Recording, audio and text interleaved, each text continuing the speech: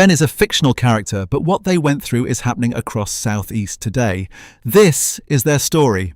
In Portsmouth South, physics graduates who want to teach are being priced out of training programmes while science departments struggle with unfilled posts and combined lessons. The classrooms exist, the qualified graduates exist, but Treasury spending rules treat teacher training bursaries like a household managing weekly shopping rather than a government deploying its own currency to meet critical needs. I always knew I wanted to teach. Growing up in Fratton, watching my mum work as a teaching assistant at the local primary, I saw how much difference one person could make when they found the right way to explain something. She used to say I had a gift for taking complicated ideas and making them simple. During my physics degree at Southampton, I spent hours tutoring younger students, and that feeling when something finally clicked for them was better than any lab result I ever achieved. After 3 years working as a lab technician at a pharmaceutical company, I'd saved enough to take the leap. Teaching felt like coming home to something I was meant to do. I applied to the University of Portsmouth's PGCE physics programme in January 2023, excited to start that September. The course looked perfect, right here in my hometown where I could live affordably and stay close to family. The admissions team called in March to say I'd been accepted. I was over the moon until I asked about the training bursary. I'd researched it thoroughly online.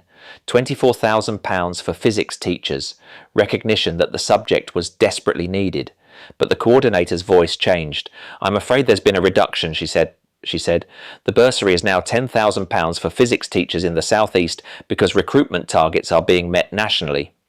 £10,000 for a full year of training with teaching practice, essays, lesson planning. I did the maths 3 times. Even living at home, even with my savings, it wasn't enough. I asked if there were payment options, part-time routes, anything. "There is no funding," she said, and the way she said it made it sound like a law of physics. "The budget has been cut."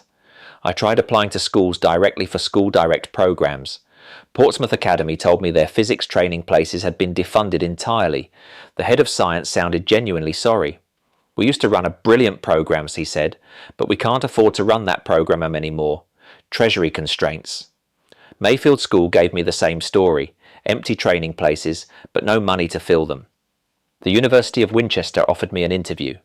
I drove there on a rainy Thursday, hoping a different region might have different rules. The course coordinator was enthusiastic about my application, but when I asked about numbers, her face fell.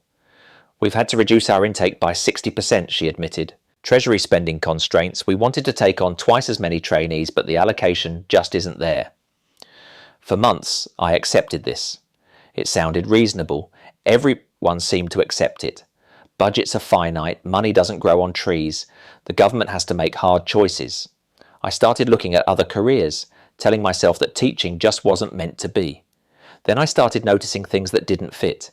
Walking past Portsmouth High School one afternoon, I saw 3 empty classrooms in their science block. The windows were clean, the equipment was covered but clearly functional. Through the open door of another room, I heard a teacher telling a Year 10 class that their physics lessons were being combined with chemistry because they couldn't recruit a specialist physics teacher. 30 students squeezed into lessons designed for 15, learning watered-down content because there was no one qualified to teach them properly.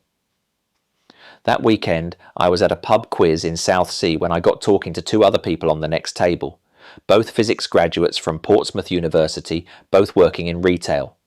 One stacking shelves at Tesco, the other selling phones in Commercial Road. Both had wanted to train as teachers. Both had been priced out by the same funding cuts. We compared notes and found 4 more people in the same situation on social media.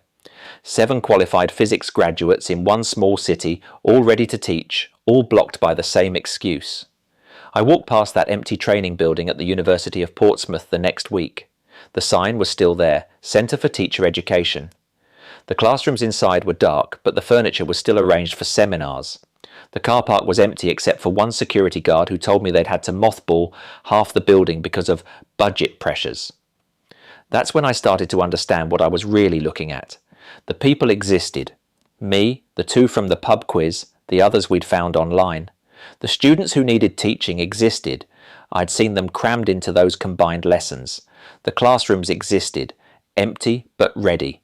The training facilities existed, locked but functional. The teachers who could supervise us existed. The university still employed them, just on reduced hours.